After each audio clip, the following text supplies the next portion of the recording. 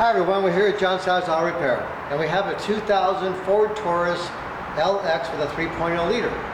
And the customer's complaint is they're driving along, it's cold, and they started the car up, it's shaking a little bit, missing a little bit, and they drove it some more and missed a little bit more, and then they quit doing it. So they stopped at another shop, had some things checked out, and they got an estimate for a new coil, new spark plugs, and new spark plug wires.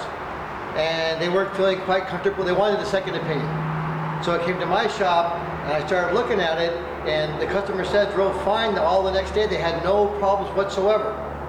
So when coils start to fail, they'll do intermittent things. And this video is to show you how to find that out with a very simple little tool, and I'll show you that now.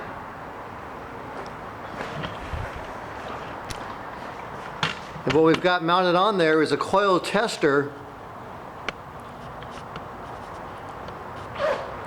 that has a little scale, and you'll see the spark jumping when I start it up here.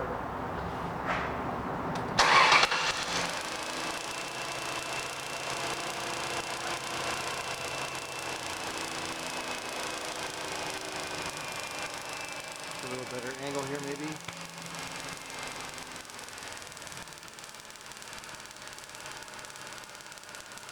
So you can see that's a good hot blue flame. That's 30,000 kilovolts, so that's a lot of power in there. That's working great. That's how it's supposed to be.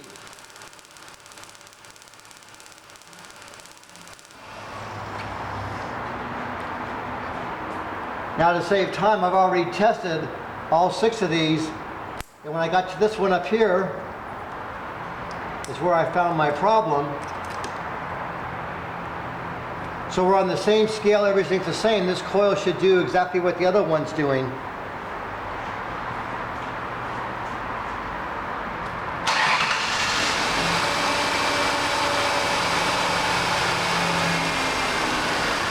So you can see there's no spark at all.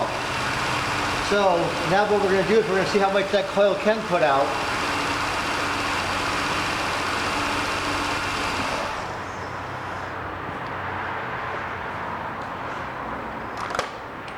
This little tool has a scale on it, so we can drop it down to 20,000 volts, which is right there. There's little increment, little lines inside there. And we'll hook it on there.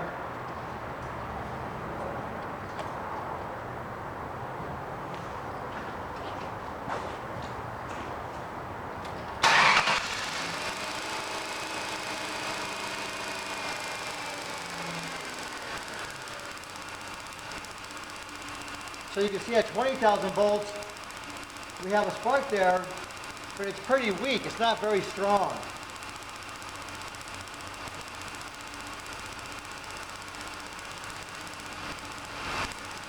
And even at 20,000 volts, see it's breaking down.